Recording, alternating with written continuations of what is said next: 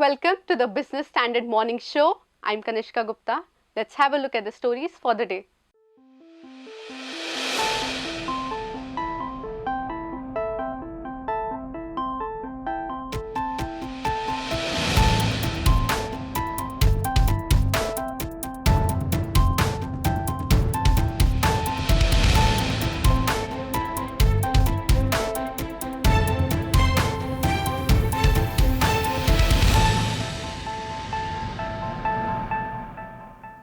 Accenture on 23rd March announced plans to trim its workforce by 19,000. According to reports, this may lead to around 7,000 job cuts in India. And with the IT major cutting estimates for its ongoing financial year, analysts expect the fourth quarter numbers, associated guidance, and hiring by big Indian IT firms to be on pessimistic lines. Even the global banking crisis could have a domino effect on the IT sector. Against this backdrop, are the Accenture layoffs a sign of tough times for Indian IT? Bhasar Kumar brings you the answer.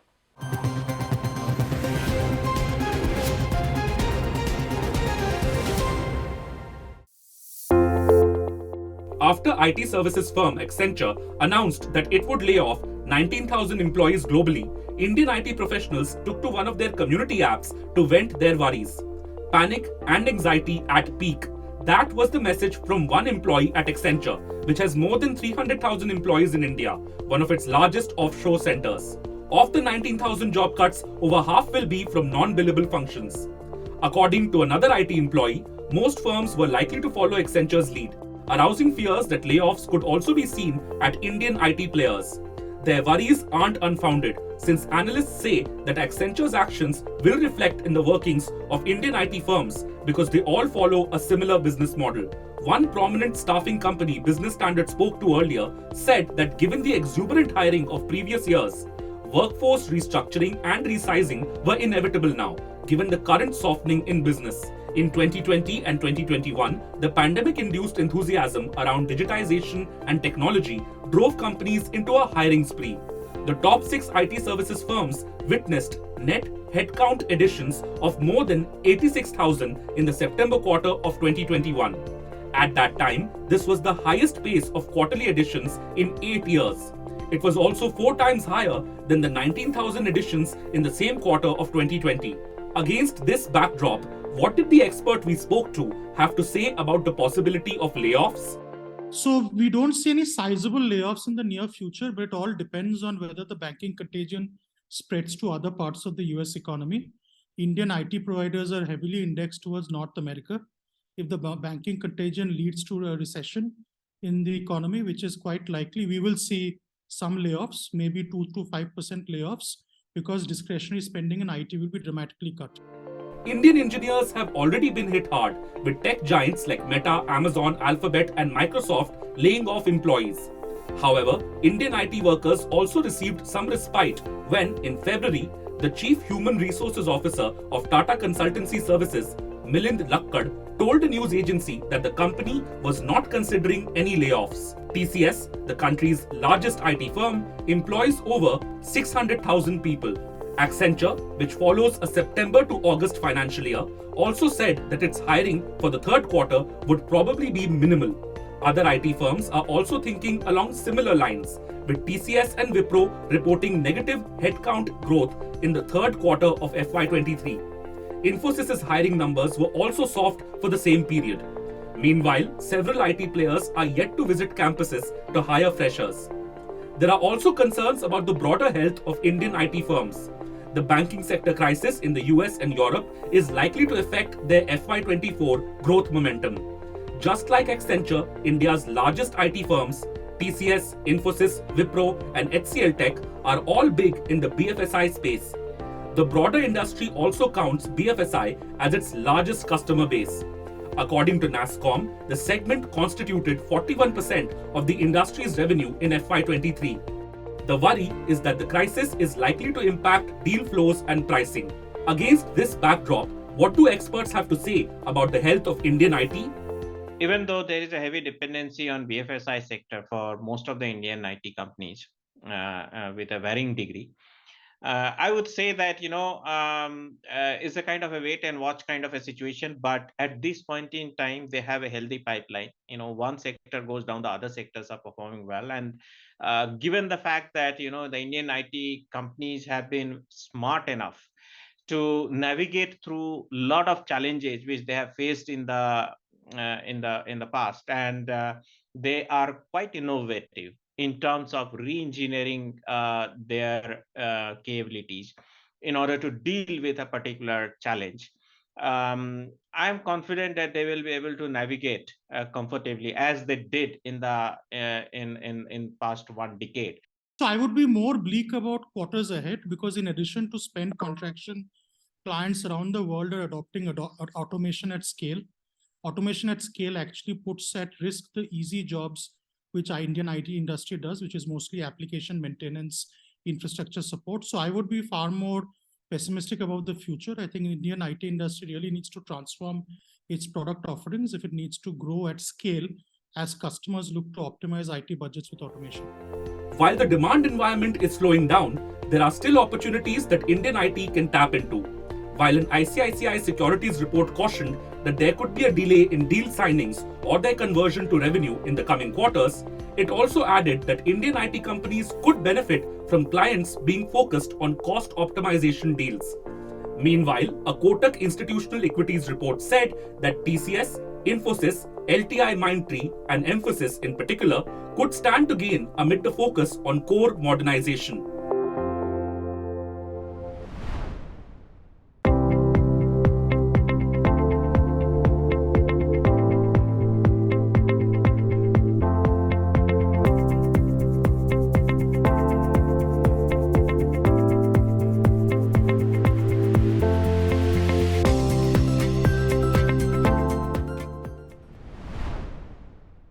Even amid the tech layoffs, we see another sector, the confectionery industry, which is on an expansion spree in India. The confectionery market has been lately attracting investments from major manufacturers. Mondelez International, US confectionery manufacturer Mars, and Reliance Retail have expressed their intention to expand in the space through investments and acquisitions. So why is the Indian confectionery market attracting billions? Tariq Ahmed takes a look.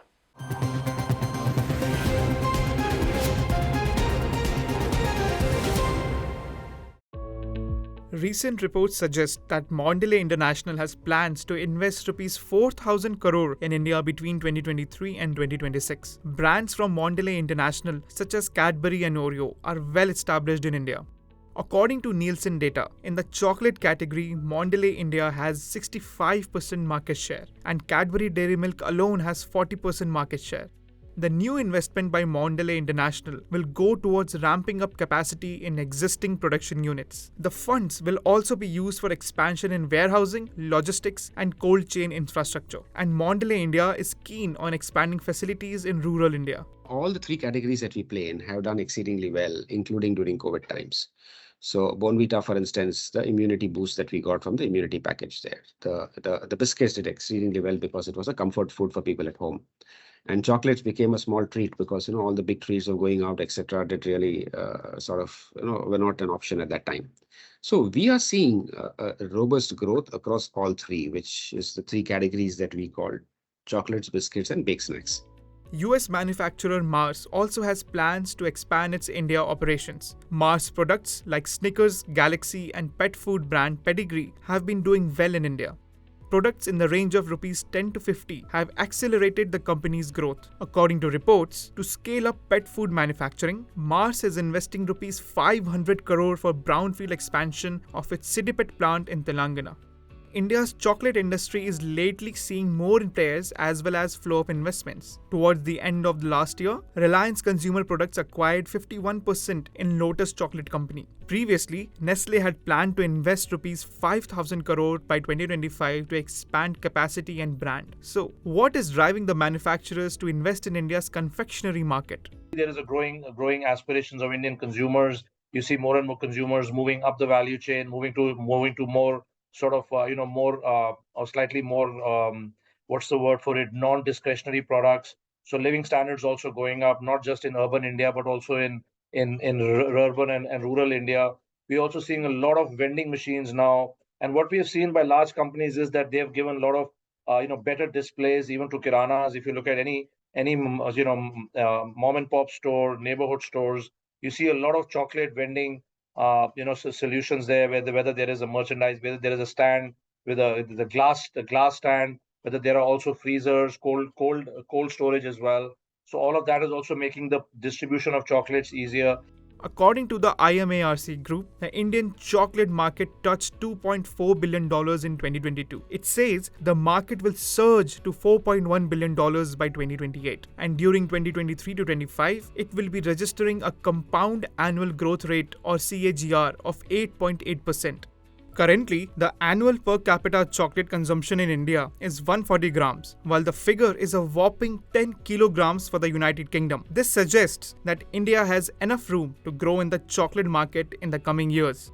India's growing chocolate consumption rate shows a huge expansion potential for the confectionery market. During the October-December quarter last year, amid the slowdown in overall consumption, demand for chocolates was on the rise. Despite the market growth, India is largely reliant on cocoa imports to make its chocolates. India has to step up cocoa production in the country and depend less on exports if the rising chocolate demand is to be met.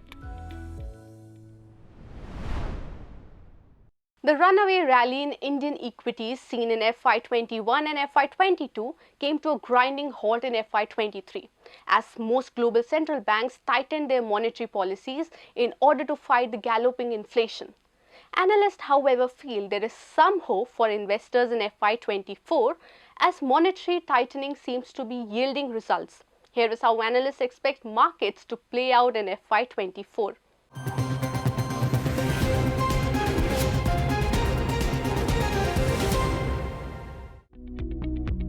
The rally in equity markets came to a screeching halt in financial year 2022-23 as investors looked for risk-free bets amid recessionary concerns. The raising of interest rates by most global central banks, including the Reserve Bank of India or RBI, sucked liquidity out and saw downward revision in growth forecasts. Given this, the BSE Sensex is set to end FY23 with a loss of 1.6% and the Nifty 50 with a loss of 2.7%.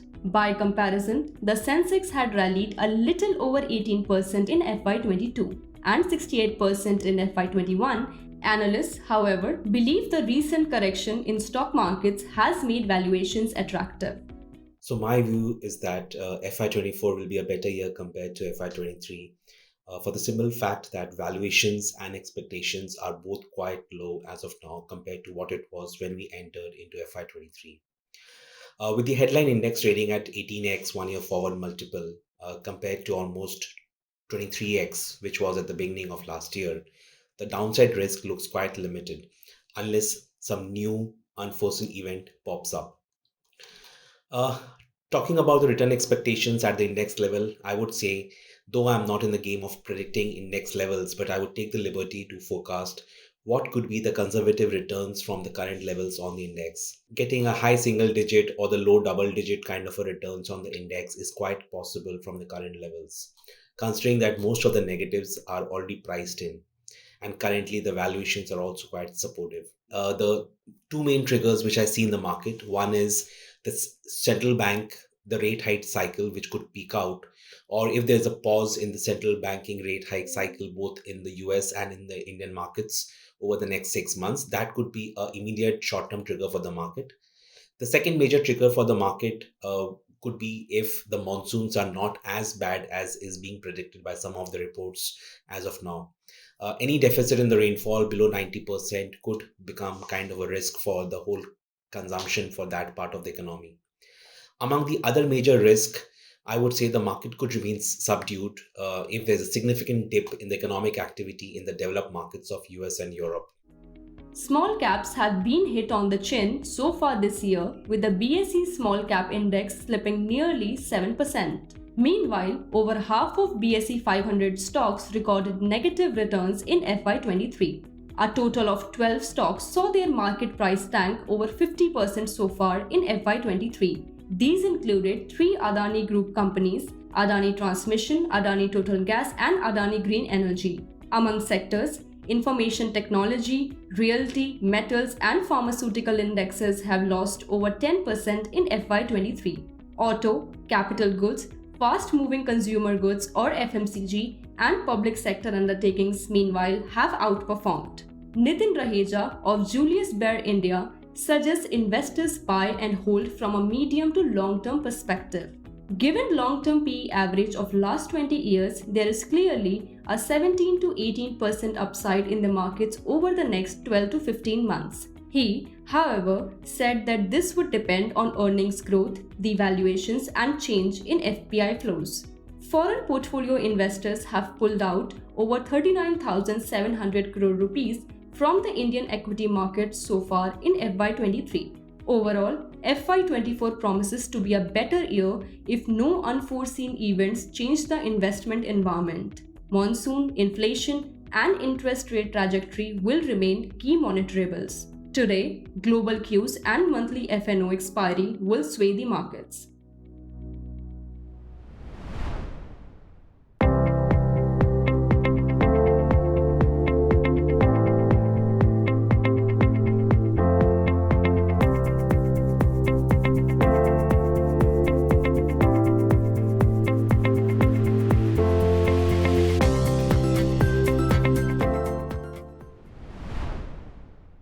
Since the collapse of Silicon Valley Bank and Credit Suisse, regulators and governments across the globe have sprung into action to prevent a contagion in the banking sector.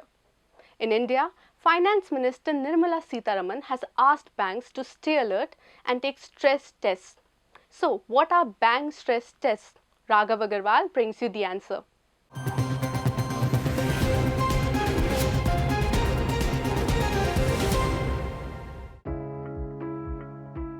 In the wake of the collapse of several banks like Credit Suisse and Silicon Valley Bank, the finance minister told the chiefs of public sector banks that they must stay alert, take stress tests, and frame detailed crisis management strategies. The bank chiefs told Sitharaman that they are vigilant of the developments in the global banking sector and are taking all possible steps to safeguard themselves. What are stress tests? Let's decode. The stress test is an analysis conducted by banks under hypothetical situations to check if they have enough capital to withstand an adverse economic situation like a market crash. The balance sheet of banks is analyzed by assuming the values of economic variables as they may be during recession, high unemployment, or some other stressful situation. Due to the presence of several variables, conducting a stress test is a tedious job for banks. But the central banks provide a basic framework for running such tests. The key stress areas that are focused on are liquidity risk, market risk, and credit risk. These tests were introduced after the 2008 financial crisis. It revealed the vulnerability of banks to market crashes and economic downturns. It was also identified that some institutions are too big to fail and may cause a contagion if they go down. So, the regulators came up with the idea of a stress test to prevent any such collapse in the future. This test helps the banks in their risk management. Banks that fail the stress test are required to build up their capital reserves. The banks may also be asked to cut their dividend payouts and share buybacks to preserve their capital. Moreover, the result of these tests is also put in public domain to maintain transparency. Some critics have said that stress tests are highly demanding.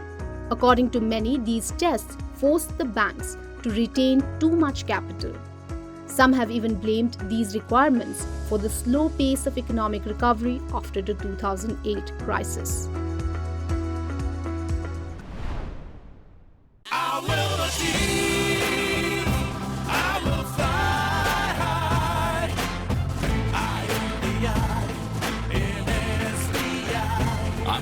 The nation's trusted bank, SBI, the banker to every Indian. Many banks have failed stress tests in real situations. Even prestigious institutions can be impacted.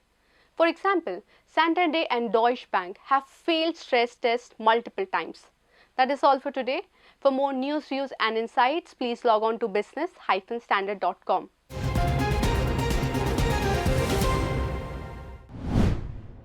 If you like this video, share it and subscribe to Business Standard. For more news, views and insights, log on to www.business-standard.com. Do also follow us on YouTube, Twitter, Facebook, Instagram, Telegram and LinkedIn.